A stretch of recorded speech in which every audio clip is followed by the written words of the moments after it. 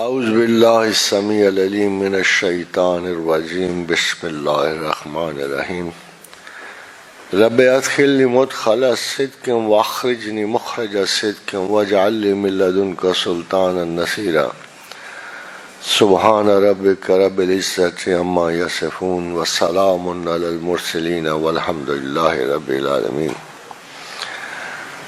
خواتین و حضرات، یہاں آنے سے پہلے مجھے موضوع کا زیادہ علم نہیں تھا، مگر یہاں آتے ہوئے میں نے سوچا کہ مجھے بھی یہ اعزاز حاصل ہو جائے گا کہ شان رسول میں چند کلمات شاید ہزار بار بھی شویم دہن ز مشک و گلاب ہنوز نام تو گفتن ہزار بے ادبیست، تو شاید اس کاوش میں کچھ ہمارا نام بھی صفائی قلب کے ضمن میں آ جائے۔ خواتین و حضرات، prophet has many layers, many dimensions, many characters۔ ایسا لگتا ہے کہ ہم میں اور جو دوسرے لوگوں میں بہت بڑا فرق ہے، ہم میں اور دوسری امتوں میں جو بڑا فرق ہے کہ they cannot follow their prophet۔ حضرت موسیٰ علیہ السلام سے حضرت آدم علیہ السلام سے سرکار رسالت مآب صلی اللہ علیہ وآلہ وسلم تک اگر پروفٹس کو دیکھیں تو something always strange is along with them، اور کوئی بندہ بھی اٹھ کے کہہ سکے probably we can't follow our prophet in this particular field۔ اگر اس مرحلے سے جو بڑے پیغمبر ہمارے سامنے آج سیدنا ابراہیم علیہ السلام ہیں، جنہوں نے سب سے پہلے خدا کو عقل سے پہچانا، اپرائری میتھڈ استعمال کیا، پرائری میتھڈ استعمال کیا، انڈکٹیو لاجک استعمال کی اور ڈیڈکٹیو لاجک استعمال کی۔ ان دونوں میں فرق یہ ہوتا ہے کہ اگر آپ بڑی پرپوزیشن ذہن میں بنا لیں اور سوچیں کہ یہ اس طرح ہوگا اور اس کے گرد شواہد جمع کریں تو وہ ڈیڈکٹیو لاجک ہوتا ہے۔ سیدنا ابراہیم نے سب سے پہلے اعلیٰ ترین منصب عقل کو نمایاں کیا۔ شمس بازغہ کو طلوع حاصل ہوا تو کہا ھذا ربی، کہ یہ اس سے بڑی طاقت ہے، روشن ہے، پوری کائنات کو نمائندگی سے روشن کرتی، یہ خدا ہوگا۔ یہ نہیں یہ خدا ہے، بلکہ جو قرآن کا جو انداز ہے کہ تھوڑی تھوڑی دیر کے لیے انہوں نے مختلف حقائق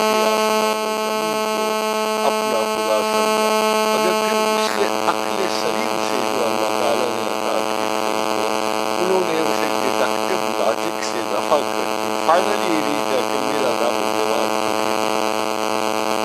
قاضی حضرات کی نیٹ ریزلٹ از ایجوکیشن، بہت بڑا علمی سوال تھا ان کے سامنے کہ میں خدا کو کیسے مانوں، کیسے پہچانوں، کون خدا ہو سکتا ہے، کون نہیں ہو سکتا۔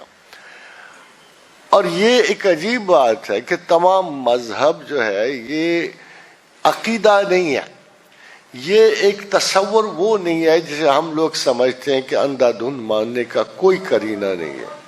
یہ تمام ایک علمی موومنٹ ہے جو خود خدا سے شروع ہوئی ہے۔ سب سے پہلا عالم اللہ ہے۔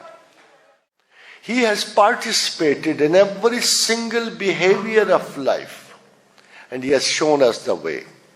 مجھے کبھی وہ وقت نہیں بھولتا کہ ایک دفعہ میرے بے تحاشا آنسو اس لیے صرف جاری ہو گئے کہ جب میں نے رسول اللہ صلی اللہ علیہ وسلم کی وہ حدیث پڑھی کہ حضور صلی اللہ علیہ وسلم نے کسی کا قرض دینا تھا اور وہ یہودی ان کے گلے پڑ رہا تھا، حضرت عمر فاروق ساتھ تھے، بار بار ان کی داڑھی پہ ہاتھ مار رہا تھا، حتیٰ کہ عمر طیش میں آ گئے اور کہا ہے بدبخت، آئندہ اگر تم نے اس بزرگ و محترم ہستی پہ ایسی حرکت کی تو میں تیری گردن اڑا دوں گا۔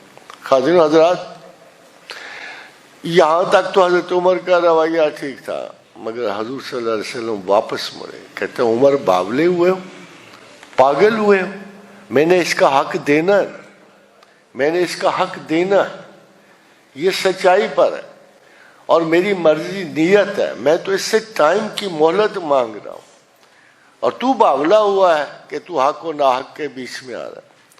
خواتین و حضرات، میں نے بھی قرض دینا تھا ایک شخص کو، میں نے اسے کہا کہ میں نہیں دے سکتا یار، اس ہفتے میں نہیں دے سکتا. تو اس نے مجھے کہا تم بہانے بنا رہے. میں نے کہا نہیں، میں بہانے نہیں بنا رہا، میں جائز طور پہ کہہ رہا ہوں کہ میں نہیں دے سکتا. تو اس نے کہا نہیں، میں آ رہا ہوں واپس اور تمہیں میرا قرض ادا کرنا ہوگا. اس نے تھوڑی سی ناجائز بات بھی کی ہوگی. تو میں اس کا اچھا آ کے پھر مجھے دیکھنا لے کہ کیسے جاتے ہو. تو میں نے جو ہی اس کو یہ کہا تو اچانک مجھے خیال آیا کہ میں حق و ناحق میں تمیز کرنے کے قابل نہیں ہوں. میرے پروفٹ نے جو مثال قائم کی ہے اور اس حمایت میں جو حضرت عمر فاروق نے ان کے کی ہے، تو وہ اس یہودی پہ ناراض نہیں ہوئے، اس کا گلہ نہیں کیا. انہوں نے حضرت عمر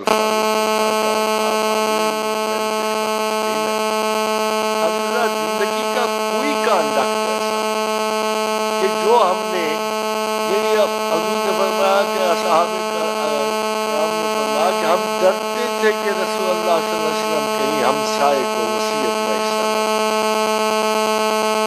اتنی احتیاط فرمائی حضور نے اور اتنی یعنی ہمیں سرزنش فرمائی اس معاملے پہ کہ ہم ڈرتے تھے کہ رسول اکرم صلی اللہ علیہ وسلم نے ہمسائے کا اتنا مقام بنا دیا کہ کہیں کہیں وصیت میں نہ ان کو شامل کر. ہماری بدقسمتی ہے، ہم ہر صبح و شام ہمسایوں کو کوس رہے ہوتے ہیں. ہمیں اس وقت خیال نہیں آتا جب ہمارے پاس کوئی پریکٹیکل سچویشن ہو، تو ہمیں خیال نہیں آتا کہ ہم نے اپنے رسول کی مطابقت کا احساس کرنا.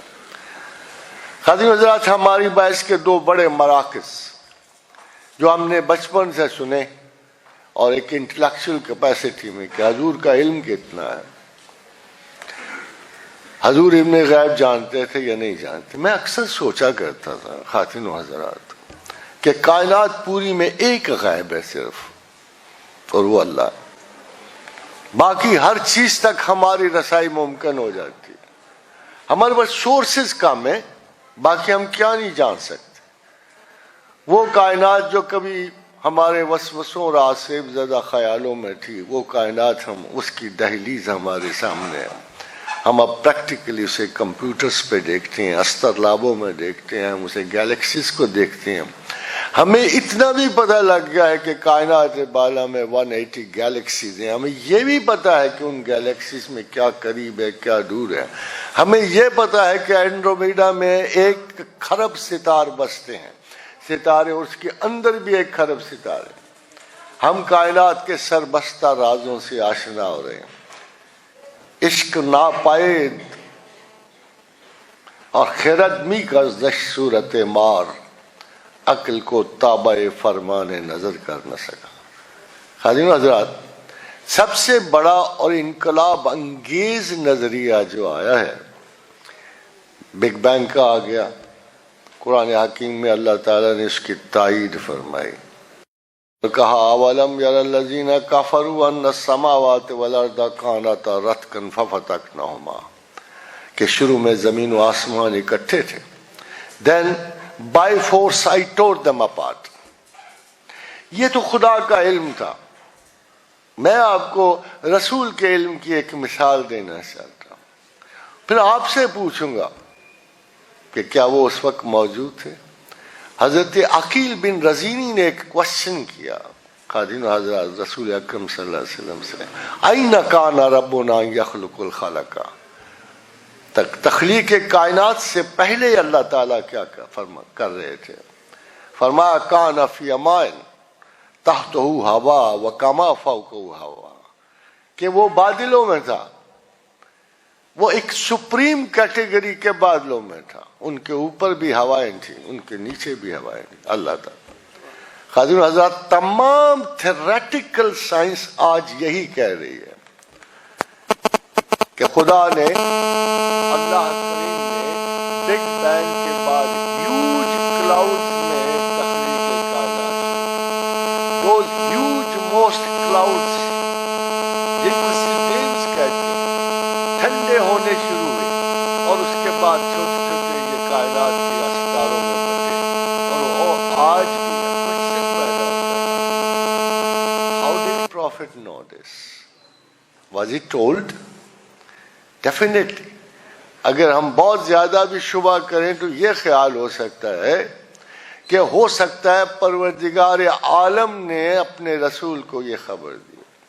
اور خواتین و حضرات، اگر یہ سچ ہے تو کیا ہمارے پاس لمیٹیشن ہے کہ اللہ نے اپنے رسول کو کیا خبر دی ہوئی تھی اور کیا خبر نہیں دی ہوئی تھی. مجھے ایک مسٹک کا قول یاد آتا ہے، اور اس نے کہا تھا کہ 2 چیزوں کی خبر آج تک کسی انسان کو نہیں.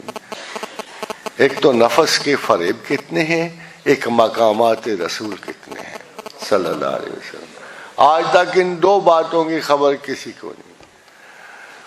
ان کی تعریف و توصیف کا ہم کیا درجہ رکھیں اور کیا مقام رکھیں، یہ نہیں سمجھ آتی ہمیں کہ ہم ان کو کس مقام پر رکھیں اور کیا تعریف و توصیف کا درجہ ان کا رکھیں. حلاوت ایمان کے ضمن میں رسول اکرم صلی اللہ علیہ وسلم نے پوچھا حضرت عمر سے، عمر مجھے کتنا چاہتے ہو؟ فرمایا یا رسول اللہ اپنی جان سے کم ہر چیز سے بڑھ کر. فرمایا تمہارا ایمان پورا نہیں ہوتا جب تک تم مجھے اپنی جان سے بڑھ کر نہ چاہو. فرمایا عمر بن خطاب رضی اللہ تعالیٰ نے، یا رسول اللہ آج کے دن کے بعد آپ مجھے میری جان سے بھی زیادہ عزیز ہیں. حضرت حضرات، کون سے درجے پہ محبت رسول رکھو گے؟ کس مقام پہ جا کے رکو گے کہ یہ درجہ ہے رسول کے عشق کا، محبت کا ان کے؟ یہ بڑا مشکل سا کوسچن ہے. ہاں البتہ میں تو اپنے لفظوں میں صرف اتنا کہہ سکتا ہوں کہ عبادت خدا لا شریک ہے، کہ خدا کی عبادت لا شریک ہے، محمد کی محبت بھی لا شریک ہے. اس میں کسی دوئی کی گنجائش نہیں. I am committed to my God and I am committed to love my prophet. یہ 2 مسلمان کی صفات ہیں. یہی وہ پرائیورٹیز ہیں جس کے سبب آپ کہتے ہو کہ رسول اللہ کو پکارنا کیسا ہے. 2 عظیم ترین جنگیں مسلمانوں کی اللہ کے رسول کی پکار پہ، اللہ کی پکار پہ نہیں ہے، اللہ کے رسول کی پکار پہ شروع ہوئی اور ختم ہوئی. خواتین و حضرات، جب راڈرک اس کے اسپینیارڈز نے جب مسلمان حاجیوں کا جہاز روکا اور اس میں قتل و غارت شروع کی تو ایک بوڑھی عورت نے آواز دی، واہ محمدہ،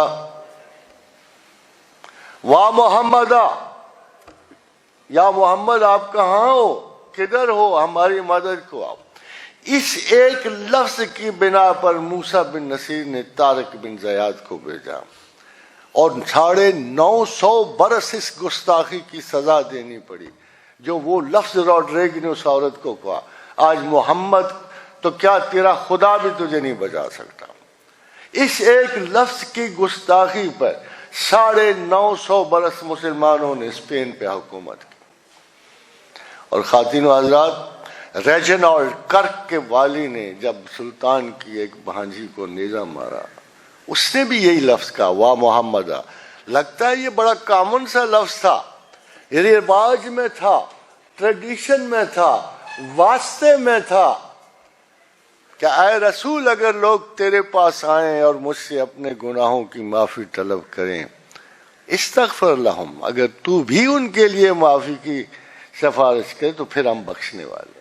لگتا تھا یہ پروٹوکول جاری تھا، ایک پروٹوکول ہے کہ اس کے بغیر، حالانکہ خدا نے خود یہ قرآن میں آیت اتاری اور ارشاد فرمایا کہ رسول اگر تیرے پاس لوگ آئیں اور تجھ سے اور میری مغفرت طلب کریں تو اگر تو بھی ان کے لیے مغفرت کی دعا کرے تو پھر ہم بخشنے والے.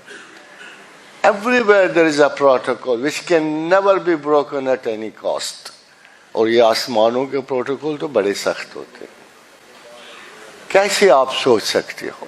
بہت سارے میرے بھی اپنے دعوے ہیں، اگر خدا ڈائریکٹ سنتا ہے تو مجھے کیا ضرورت ہے، مگر ایک سیریز آف ایکشن میں جانا پڑتا ہے. آپ نے خدا کو پہچان کا آپ کا کوئی ذریعہ ہی نہیں ہے، قرآن کی پہچان کا کوئی ذریعہ نہیں ہے. خواتین و حضرات، ایک زبان مبارک سے 2 لفظ نکلتے ہیں، ایک زبان مبارک سے، اور اسی زبان مبارک کا کہنا ہے کہ یہ قرآن ہے اور یہ میری بات ہے. اس کے علاوہ زمین و آسمان پہ قرآن کا کوئی ثبوت باقی نہیں. کوئی فرشتہ نہیں اترا تھا ڈکلیئر کرنے والا. ہاں ایک خطاب اترا تھا جو آپ ہر سیاستدان کو دیے پھرتے ہو. ایک خطاب اترا تھا اور وہ خطاب تھا کہ یہ 40 برس تک اللہ نے اپنے رسول کو صادق اور امین کہلوایا تھا، صرف اس قرآن کی شہادت دینے کے لیے کہ جب یہ صادق و امین کہے گا کہ یہ میرا کلام ہے، اللہ نے کہا، تو پھر میرا کلام اور اس کے کلام میں فرق ہو جائے گا. ایک قرآن ہو جائے گا، ایک حدیث ہو جائے گی. خواتین و حضرات، یہ پروٹوکول ہے. ہاؤ فار آئی کین، آج 1500 برس بعد اگر میں مسلمان ہوں تو میں اپنے رسول کی وجہ سے ہوں. میں اپنے ماں باپ کے رویوں کو دیکھ بیٹھا، علماء دین کے رویے کو دیکھ بیٹھا. اگر میں ان کی بنا پر اپنے دین کو جج کروں تو I can never be a good Muslim. مگر آج بھی اگر میرے لیے کوئی سینکٹیٹی موجود ہے، کوئی مثال موجود ہے، جو حق میری طلب حق پہ اگر کوئی پوری شخصیت جو ہے وہ میرا سمبل اور آئیڈیل بن سکتی ہے تو محمد رسول اللہ صلی اللہ علیہ وسلم. خالی وزاد there's so much to say about Prophet, so much. اگر 2-4 منٹ کیا مجھے اجازت دیں تو میں دوبارہ پلٹ کے آ جاؤں اگر اجازت ہو. خاموشی سخن شناس اور تحسین ناشناس. اگر کوئی بڑے مرتبے کا کوئی انسان ہو، شاعر ہو، تو اگر کوئی نہ اسے جاننے والا تعریف کرے تو پھر اس کی تعریف کا حق نہیں بلکہ ایک قسم کی ایک نیگیٹیوٹی ہو جاتی. اور اگر کسی کے رتبے کوئی واقعی بہت بڑا شخص کو دانشور اور سمجھدار ہو اور سخن کی اہلیت کو جانتا ہو، اگر تعریف نہ کرے تو بڑے سے بڑا شاعر جو ہے بیچارہ اداس ہو جاتا ہے کہ جس نے تعریف کرنی تھی اس نے نہیں کی اور جس نے نہیں کرنی تھی اس نے کی. تو قاضی آزاد، میں نے ایسی بھی مجالس سے اشعار دیکھی ہیں کہ جہاں میں خود بھی حاضر تھا اور اپنی طرف سے ایک اچھا برا شعر پڑھنے کی کوشش کر رہا تھا تو مجھے بکری کی آواز آئی. تو میں نے ادھر ادھر چونک کے دیکھا تو حال میں ایک صاحب بکری لیے آ رہے تھے اور میرے سخن کی داد اس بکری نے دی، اس آدمی نے نہیں. خادم آزاد، حضور اکرم صلی اللہ علیہ وسلم کا مرتبہ عالی جو ہے وہ اتنی تعریف و توصیف کا مستحق ہے. جیسے ابھی میں نے آپ سے کہا کہ کوئی شخص نہیں جانتا کہ وہ تعریف کہاں ختم کرے اور کہاں سے شروع کرے. مگر کچھ چیزیں ایسی ہیں کہ جو بڑے مزے کی ہیں. میں آپ کو ان کا فرق بتانا چاہتا ہوں. جا کہ لارڈ ٹینیسن نے ایک چھوٹی سی نظم لکھی، اس کی بہت بڑا شاعر ہے ہمارا علامہ اقبال ہے، مگر دیکھیے کہاں سے کہاں غلطی پہنچ جاتی ہے. کہ ٹینیسن نے جو نظم لکھی کہ a mountain and a squirrel had a quarrel. تو اگر آپ اس مصرے کی سب سے بڑی خوبی جو ہے چکپلش ہے جو کافیوں میں آتی ہے. A mountain and a squirrel had a quarrel. تو آپ کو squirrel اور quarrel کی یعنی چکپلش مزہ دیتی. اس کا ترجمہ اقبال نے کیا اور اقبال بہت بڑا شاعر ہے، صدیوں سے بڑا شاعر ہے، مگر اقبال نے ترجمہ یہ کیا کہ کوئی پہاڑ یہ کہتا تھا ایک گلیری سے، تجھے ہو شرم تو پانی میں جا کے ڈوب مرے. تو میرا خیال ہے کہ سارے کے سارے ادب جاننے والے سمجھتے ہیں کہ ٹینیسن کا مصرع بہت اچھا تھا. مگر خواتین و حضرات، اقبال نے ایک ایسا مصرع لکھا حضور کی شان میں کہ میرا خیال ہے کہ دنیا کی کوئی لینگویج اس کے برابر نہیں پہنچتی. پرابلی کسی لفظ کا اور شعر کا مشکل ہونا اور بات ہے، مگر جو کمپلیشن اور جو اس میں اس کے اس کھڑاک میں جو اس کے لفظوں کے مترادفات میں اس نے جو کیفیت پیدا کی وہ کسی اور دنیا کے شاعر نے نہیں پیدا کی. وہ دانائے سبل ختم الرسل مولائے کل، جس نے، اگر آپ اس مصرے کو پڑھیں تو یہ حضور کی شان کے مرتبے ایسے لگتا ہے کہ اس کے قریب ترین آ رہا. وہ دانائے سبل ختم الرسل مولائے کل، جس نے غبار راہ کو بخشا فروغ وادی سینوں. تو اس جیسا خوبصورت مصرع کو بہت بڑا شاعر صدیوں بعد ہی لکھ سکتا ہے۔ اقبال کے اور رسول اللہ صلی اللہ علیہ وسلم کے عشق میں ایسی ہے کہ وہ لینگویج کے لحاظ سے ایسی خوبصورتیاں، حالانکہ میں نے ایک دفعہ امیر مینائی کا ایک شعر پڑھا صفت رسول میں، وہ آپ کی نظر کرتا ہوں، مجھے وہ اتنا خوبصورت لگا، اس کی کیفیت ابھی تک اس کو پہلے سننے سے لے کر آج تک وہ کیفیت زائل نہیں ہوئی کہ جب مدینے کا مسافر کوئی پا جاتا ہوں، جب مدینے کا مسافر کوئی پا جاتا ہوں، حسرت آتی ہے یہ پہنچا میں رہا جاتا ہوں۔ یہ شعر کی فصاحت اور نیچرلنس اتنی زیادہ ہے اور اتنی خوبصورت ہے کہ میں کہہ نہیں سکتا کہ یہ، بلکہ ایک دفعہ ایک شاعر نے شعر لکھا اور اس کے بعد تمام بڑے شاعروں نے اس شعر کو یعنی نیچا دکھانے کے لیے اپنے اپنے شعر لکھے۔ وہ شعر بڑا نیچرل تھا، سمپل تھا، ایسے لگتا تھا عام سا شعر ہے، مگر آپ اس کو وہ بھی سنا دیتا ہوں، پھر آپ کو اس کا زیادہ مزہ آئے گا اس شعر کا جو میں نے ابھی آپ کو سنایا کہ تیرے کوچے ہر بہانے مجھے دن سے رات کرنا۔ جرأت نے شعر لکھا کہ تیرے کوچے ہر بہانے مجھے دن سے رات کرنا، کبھی اس سے بات کرنا کبھی اس سے بات کرنا۔ تو اتنی نیچرل کیفیت ہے شعر میں کہ استاد داغ دہلوی نے چیلنج کر کے اس کے بارے میں شعر لکھا اور کہا کہ تجھے نامہ بر قسم ہے وہی دن سے رات کرنا، وہ جو ایک بات پوچھے تو ہزار بات کر۔ مگر استاد داوی نے کہا کہ اگر میں ایسے 100 دیوان بھی لکھ لوں تو جرأت کے اس شعر کے برابر نہیں آتے، وہ اتنا سمپل۔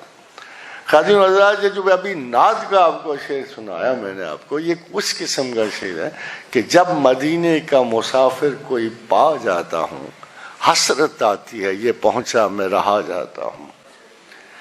اقبال نے، آپ یقین کیجئے کہ نعت کے اتنے گراں قدر تحفے ہمیں دیے ہیں، اتنے خوبصورت، کہ اس نے حق مصطفیٰ ادا کرنے کی پوری کوشش کی ہے صلی اللہ علیہ وآلہ وسلم۔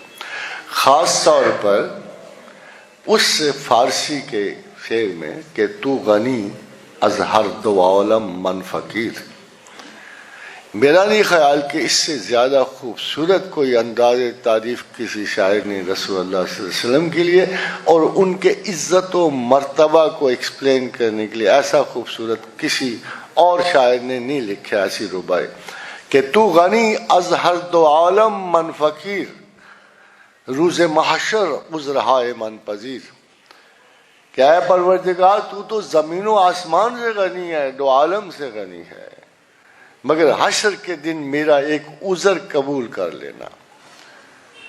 تو غنی از ہر دو عالم من فقیر، میں فقیر ہوں، میں مانگنے والا ہوں تیرا، میں تجھ سے ایک چیز مانگ رہا ہوں، صرف ایک چیز، کہ جب روز محشر عذرہائے من پذیر ور حسابم را ببینی ناگزیر، اگر میرا حساب لینا بہت ہی ضروری ہو جائے اور کوئی میری بچت نہیں ہو، از نگاہ مصطفیٰ پناہ ہو۔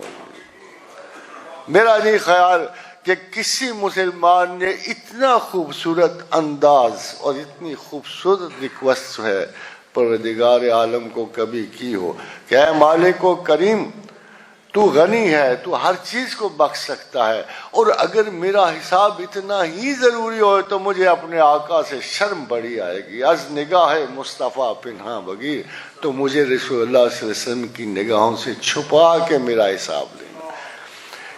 دیکھیے کتنا عجیب سا انداز ہے کہ اللہ سے نہیں شرم آئے گی، کتنا عجیب لگتا ہے۔ خدا کی بزرگی اور عظمت اتنی زیادہ ہے کہ وہاں اس کے گناہ کی کوئی حیثیت نہیں ہے۔ کل یا عبادی الذین اسرفوا علی انفسہم، کہہ دے میرے بندوں کو تم نے گناہ نہیں، اسراف کیا ہے، جو چیزیں میں نے تمہاری زندگی کی بہتری کے لیے رکھی۔ شرع، خواتین و حضرات، شرع کا مطلب ہے کم سے کم زاد راہ جس کو لے کے منزل تک پہنچ سکو. یہ شرع کا ڈکشنری مطلب. جب اذان کے بعد یہ ایک بڑا مشہور کلمہ حی علی الصلاۃ حی علی الفلاح آیا تو جو ریڈیکل مسلمان اس وقت پیدا ہوئے تو اس کے جواب میں رسول اکرم صلی اللہ علیہ وسلم نے کہا کہ جس نے لا حول ولا قوت الا باللہ پڑھا اس پہ دوزخ حرام ہوگی، جنت لازم ہوگی. تو بہت سارے ریڈیکلسٹ لوگوں کو بہت اعتراض ہوا اور ان کی لیڈرشپ اب بھی باقی ہے کچھ نہ کچھ کہ یہ کیا سستا سا ریلیجن ہے کہ جس نے لا حول ولا قوت الا باللہ پڑھ دیا بس اس کو جنت مل گئی. یہ حی علی الصلاۃ اور حی علی الفلاح کے بعد اگر کسی نے جواباً لا حول ولا قوت الا باللہ پڑھ دیا تو یہ کتنا مذاق ہے، مذہب ہے، کیا ہے. تو بہت سارے ایسے طنز یا انٹلیکچوئل جو ہیں جو اپنے کچھ اصول جو ہیں وہ مذہب پہ نافذ کرتے رہتے ہیں. And they were shocked to say کہ حضور نے جو یہ فرمایا کہ لا حول ولا قوت الا باللہ جس نے جواب میں پڑھا اس پہ جنت لازم ہو گئی یا دوزخ حرام ہو گئی.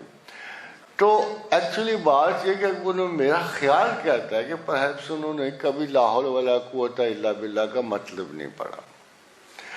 لا حول ولا قوت الا باللہ کا مطلب دراصل یہ ہے کہ نہ میری قوت نہ کوئی میرا ارادہ، جو کچھ ہے میرے اللہ کا ہے. اب آپ دیکھیے کہ جب مؤذن یہ کہہ رہا ہو کہ آؤ نیکی کی طرف، آؤ فلاح کی طرف، آؤ نماز کی طرف، اور آپ جواب میں اپنا عذر و مسکینی ظاہر کر رہے ہو کہ اے مالک و کریم میرے اپنے ارادے میں تو بہت کمی اور کمزوری ہے، میں تو بالکل ایک ناقص سا انسان ہوں. ہمارے ثبوت میں بھی آیا کہ باوجود بہت ساری اذانوں کے ہم سے نمازوں کے لیے اٹھنا ممکن نہیں ہوتا. اینڈ اس وقت ایک بہترین فطرت والا مسلمان یہ خدا سے کہہ رہا ہو کہ اے مالک و کریم باوجود اس کے کہ میں اچھا والا تکڑا و مضبوط ہوں، میرا ایمان اور یقین یہ ہے کہ میں تیری توفیق اور تیری اجازت کے بغیر نماز کو نہیں پڑھ سکتا. اینڈ اس کے اگر اتنا اچھا ایمان ہوگا تو خواتین حضرات اس سے بہتر کس کا ایمان ہوگا. تو کسی بعض اوقات لوگ جو ہیں بڑے انٹیلیجنٹلی یہ کہتے ہیں کہ جی توکل جو کرنے کے توکل کیا ہوتا ہے. تو انہوں نے کہا جی آپ توکل کر کے بیٹھے رہو تو میں رب کعبہ کی قسم کھا کے کہہ سکتا ہوں اگر کوئی شخص یہ دعوے دار ہو کہ میں توکل کر سکتا ہوں تو خدا ہو تو اسے ساتویں زمین میں بھی رزق دے دے گا. مگر ہمارے دعوی زیادہ، گفتگو زیادہ ہوتی ہے، ہمارے طنز و تشنیع زیادہ ہوتے ہیں اور ہمارے بلیفز کم ہوتے. میں اسی شہر میں میرے ماموں بڑے اچھے تھے، بہت ہی زیادہ اہل حدیث تھے پورے ماشاءاللہ. ان کو بہت زیادہ میری باتوں پہ تھا مگر ہم باتیں کر لیتے تھے، کوئی اتنا لڑائی جھگڑا نہیں ہوتا کبھی. تو ایک دن میں نے ان سے کہا کہ یہ تو میں تسلیم کرتا ہوں کہ میں بھی حدیث بہت ساری پڑھ کے بیٹھا ہوا ہوں مگر یہ سمجھ نہیں آتی کہ حدیث کا نوٹ سختی میں کیسے نکلتا ہے. مثلا مہاتما سدھارتھا بدھا کے ایک شاگرد تھے نندا. تو نندا نے اس سے پوچھا کہ مہاتما کیا تو آخری استاد ہے؟ کہا نہیں میں آخری استاد نہیں ہوں. تو نے کہا آخری استاد کون ہے؟ اس نے کہا میں اس کی علامت بتا سکتا ہوں کہ وہ کون ہے. تو نندا نے کہا اے عالی مقام میں کیا اس کو زندگی میں دیکھ پاؤں گا؟ کہتے مجھے نہیں پتا، وہ میرے بعد ہے. تو نے کہا آپ ہم اسے اگر فرض کرو میں اسے پاؤں تو میں اسے پہچانوں گا کس طرح؟ تو مہاتما بدھا نے کہا کہ وہ مترا ہے، اس کو تم مترا کے لقب سے پہچانو گے. مترا خاتون حضرات ایگزیکٹ لٹریری ٹرانسلیشن ہے لفظ رحمت کی. یعنی آج سے 326 قبل مسیح میں جو حضور صلی اللہ علیہ وسلم کی علامت تھی جو مہاتما سدھارتھا بدھا نے بتائی کہ وہ رحمت ہے. پھر رب العالمین نے جو اپنے بہترین بندے کی وہ تعریف فرمائی وہ رحمت للعالمین ہے. پوچھتے ہیں کہ رحمت کہاں تک ہے؟ ظاہر ہے دونوں ایک ہی لفظ ہے، جہاں جہاں رب العالمین ہے وہاں وہاں رحمت للعالمین ہے، ایک ہی لفظ ہے.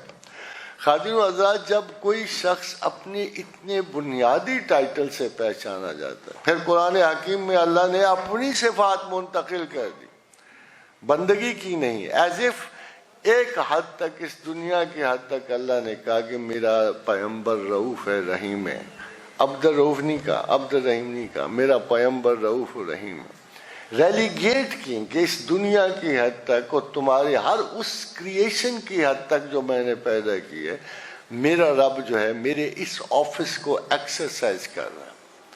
من ذا الذی یشفع عنده الا باذنہ، کوئی شفاعت نہیں کر سکتا مگر میرا رسول ایسا ہے کہ حضرت معاذ بن جبل نے کہا کہ ہم سفر میں تھے، رات کو اٹھے تو دیکھا کہ حضور نہیں ہے، بہت گھبرائے ہم، کیونکہ ہم غزوہ کے درمیان تھے.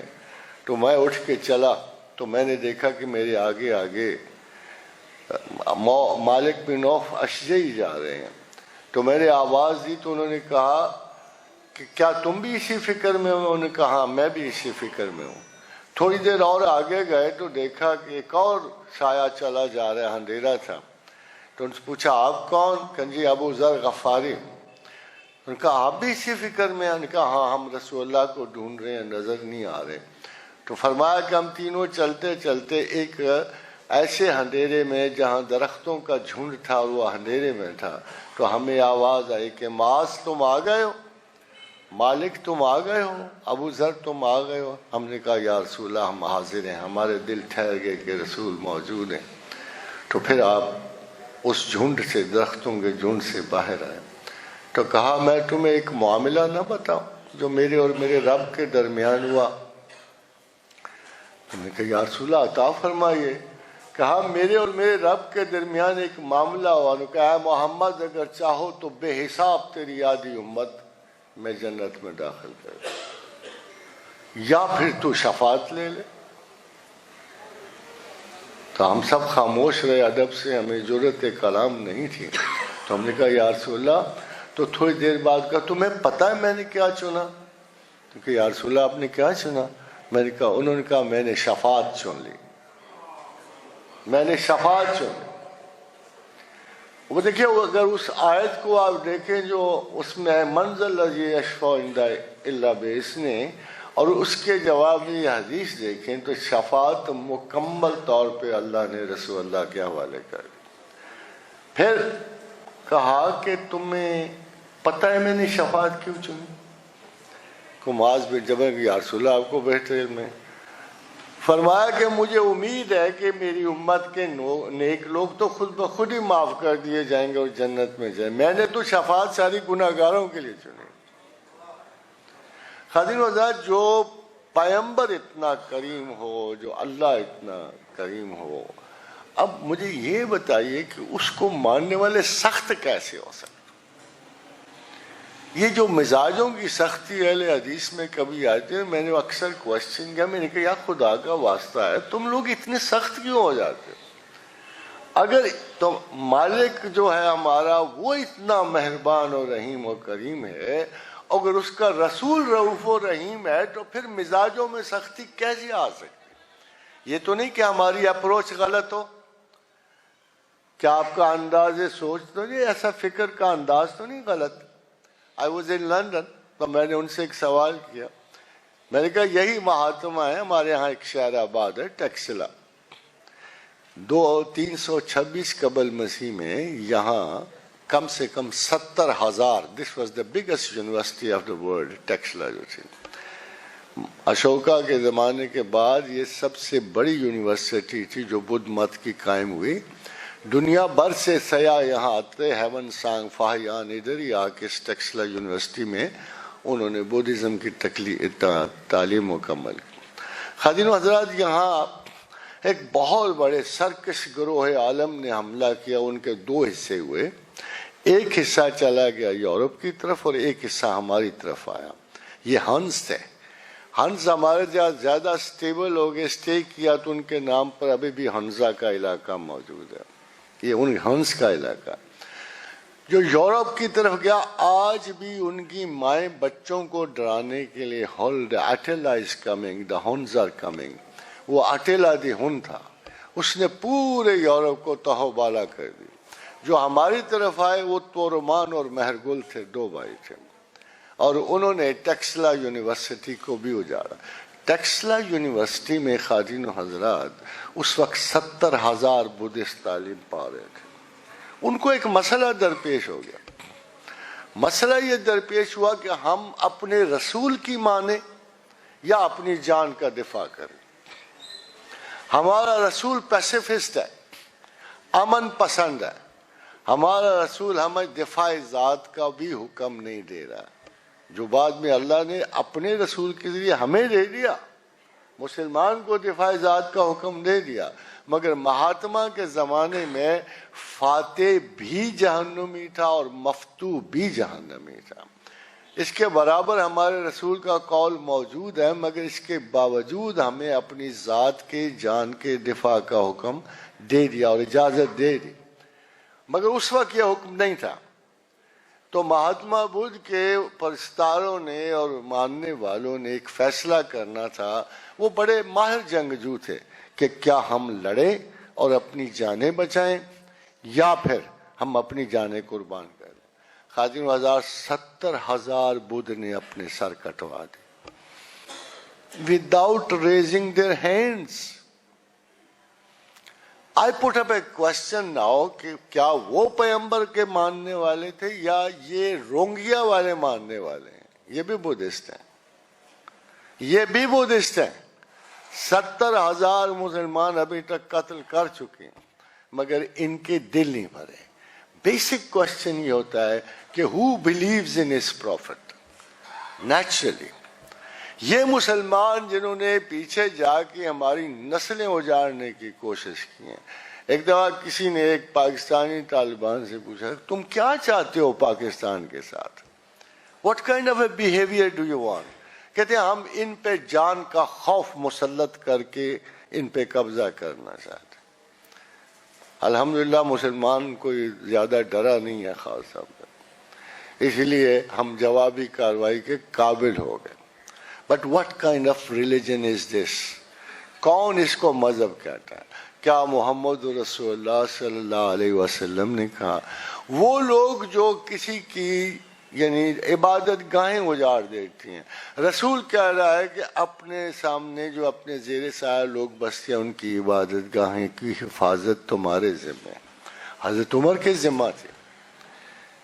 حضرت محمد رسول اللہ کو ماننے والوں کا طرز عمل دیکھیے اور اس کی تعویل کرنے والوں کا عمل دیکھیے کہ جب کرسچن جو کلیسا کا سب سے بڑا راہب تھا اس نے عمر فاروق رضی اللہ تعالیٰ عنہ سے کہا امیر المومنین کیا اچھا ہوگا اگر آپ ایک نماز ہمارے کنیسہ میں بھی پڑھ لیں.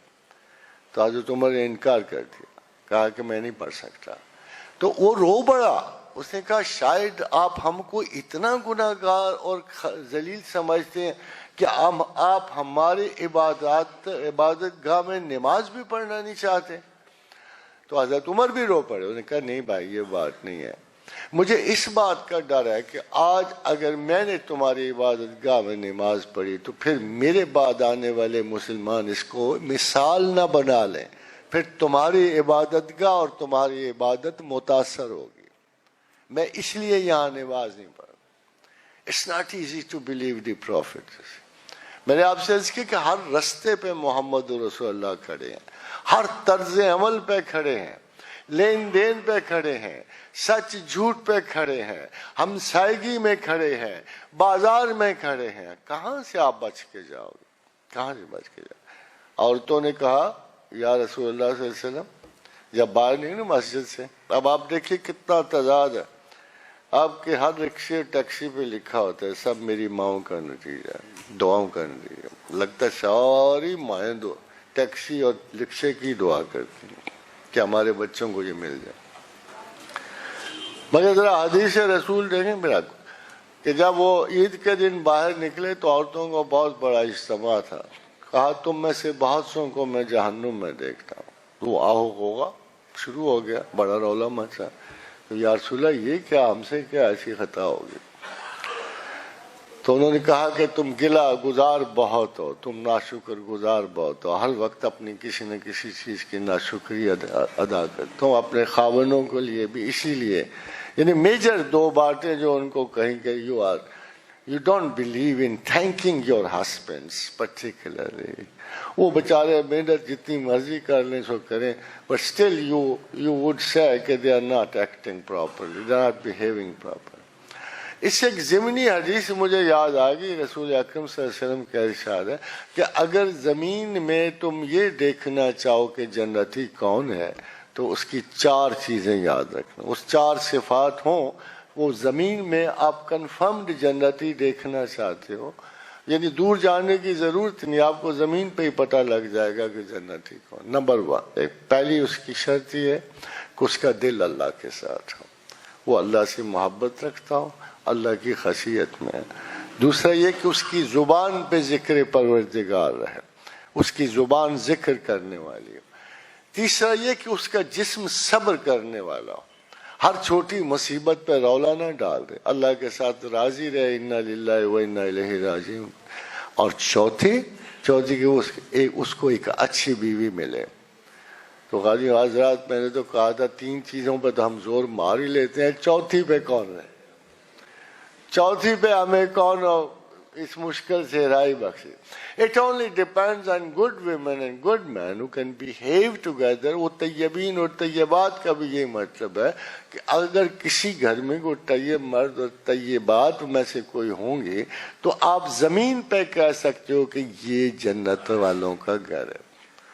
خادم حضرات ہمارے پاس بہت ساری ایسی مثالیں موجود ہیں۔ دیکھیں مجھے اس سے پہلے پتہ نہیں تھا کہ میرے رسول نے کیا کہا، یقین جانی کبھی کبھی ساری زندگی گزر جاتی ہے، کبھی کبھی ساری زندگی گزر مجھے یہی نہیں پتا تھا کہ گرین ٹی دراصل بلیک ٹی کی ابتدائی فارم ہے۔ آپ اندازہ کرو، میں سمجھتا تھا کہ نئے کسی عجیب و غریب درخت سے اترتی ہے، and then suddenly I came to know کہ نہیں، جب ابتدائی پودا ہوتا ہے بلیک ٹی کا تو وہ گرین ٹی میں ڈال جاتا ہے۔ اب کتنی مرتبہ آپ کو گھروں میں خواتین سے واسطہ ہوا، شادیاں ہوئیں، صبح شام دوپہر ڈھول بجتے نظر آتے ہیں، مگر ایک قول پروردگار جو رسول اللہ نے حدیث قدسی میں بتایا کہ اے مسلمانوں، اللہ تمہارے گھر میں عورتیں اللہ کی امانت، تو بہت سیریس ہو جاتا جب یہ کہے کوئی اللہ یہ کہے کہ یہ عورتیں تمہارے گھروں میں اللہ کی امانت ہے، تو آپ اندازہ کرو کہ کتنی سیریسنس کریٹ ہو جاتی ہے اس کال سے۔ اور خدا کے نزدیک بدترین عمل وہ ہے جو امانت ضائع کرتا ہے۔ جب اللہ نے عقل نکالی تو یہ کہا کہ عقل میں نے تجھے اتنا خوبصورت بنایا کہ لوگ تیری وجہ سے لیں گے، تیری وجہ سے ضائع کریں گے، تو ہی لوگوں کی بخشش کا باعث بنے گی۔ پھر مسلمان کو یہ کہہ کے، انسان کو یہ کہہ کے دیا کہ اِنَّا عَرَضْنَا الْأَمَانَةَ عَلَى السَّمَاوَاتِ وَالْأَرْضِ وَالْجِبَالِ وَأَبَيْنَا مِنْهَا وَأَشْفَقْنَا مِنْهَا وَأَبَيْنَا أَنْ يَحْمِلْنَا وَأَشْفَقْنَا مِنْهَا وَحَمَلَهَا الْإِنسَانُ۔ جب ہم نے عقل کی نعمت اتاری تو تمام مخلوقات عالم کو پیش کی، سارے ڈر گئے جنت اور دوزخ کے مناظر دیکھے۔ جنت کا لالچ تو بہت تھا، مگر جس نے دوزخ دیکھی اس نے حامی نہیں بری لینے کی۔ وَيَحْمَلَهَا الْإِنسَانُ، اور انسان نے اس امانت کو اٹھا لیا۔ خادم حضرات، اس امانت کو ضائع کرنا خدا کو غصہ دلانے کے برابر۔ There's nothing else which God demands from you, nothing else which prophet demands from you. اللہ کے رسول کا ارشاد ہے صلی اللہ علیہ وآلہ وسلم کہ جس نے دل سے ایک مرتبہ لا الہ الا اللہ کہہ دیا، اس پہ دوزخ کی آگ حرام کر دی۔ اب آپ دیکھیے خدا بھی یہی چاہتا ہے، اِنَّا هَدَيْنَاهُ السَّبِيلَ إِمَّا شَاكِرٍ وَإِمَّا كَفُورًا، میں نے تمام عقل و شعور اس لیے تمہیں دیا ہے، چاہو تو مانو، چاہو تو میرا انکار کرو۔ خادم حضرات، تازہ میں نے ایک آیت پڑھی، بس اس کے ترجمے کے ساتھ ختم کر رہا ہوں کہ خدا نے کہا کہ انسان کتنا ہے کہ جب اس کو دکھ لگتا ہے تو یہ دعا کرتا ہے، مگر جب اس کو میں کوئی چیز دے دیتا ہوں، عطا کر دیتا ہوں، تو بجائے اس کے کہ یہ کہے کہ یہ میرے اللہ نے مجھ پہ فضل کیا تھا، یہ میری عقل و معرفت کا نتیجہ، میری دانشمندی کا نتیجہ۔ میں بھلے لوگوں میں سے ہوں، میں بڑا سمجھدار ہوں، میں عقلوں سے بہت ذہین ہوں، اس لیے مجھے یہ رزق وافر ملا، اس لیے مجھے یہ علم وافر ملا۔ And a subject for women, آج تک کوئی عورت نہیں آئی میرے پاس یہ نہ اس نے کہا کہ میرا بچہ 2 کلاس نیچے چلا گیا، 10 نمبر کم آیا۔ تو میں ان سے پوچھتا ہوں، دیکھو خدا کے بندو، اگر ہر چیز ہی خدا کی دین ہے، اگر اللہ نے زندگی دینی ہے، رزق دینا ہے، امن دینا ہے، سکون دینا ہے، ہر چیز ہی اللہ، کیا علم اللہ نے نہیں دینا؟ ادھر کیوں نہیں صبر کر جاتے کہ ہمارے اللہ نے ہمارے بچوں کے نصیب میں ایسے ہی علم رکھا؟ ادھر آپ کوئی ماں صبر نہیں کرتی اس کے۔ Maybe sometimes God hears their voices. تو اللہ ہمیں توفیق دے، کرم فرمائے، اور ہم یہ پہچانیں کہ ہماری زندگی کا ہر لمحہ خدا کی امانت ہے، ہر لمحہ حیات اس کی امانت۔ We have to make some decision، اور وہ بڑا سمپل ڈیسیشن ہے، اِنَّا هَدَيْنَاهُ السَّبِيلَ إِمَّا شَاكِرًا وَإِمَّا كَفُورًا۔ میں نے تمہیں عقل و شعور بخش دیا، بہت بڑا استاد ہے، عالم ہے، اللہ ہی علم والا ہے۔ تو اس نے کہا میں نے تمہیں آزادی اگر تم چاہتے ہو نا کتنی دی، صرف اتنی دی ہے کہ تمام عقل و شعور بخش کے تم سے صرف ایک جواب کا طلبگار ہوں، اما شاکر و اما کفورا۔ مجھے مانتے ہو کہ مجھے نہیں مانتے؟ وما علینا الا البلاغ۔ Thank you very much, thank you.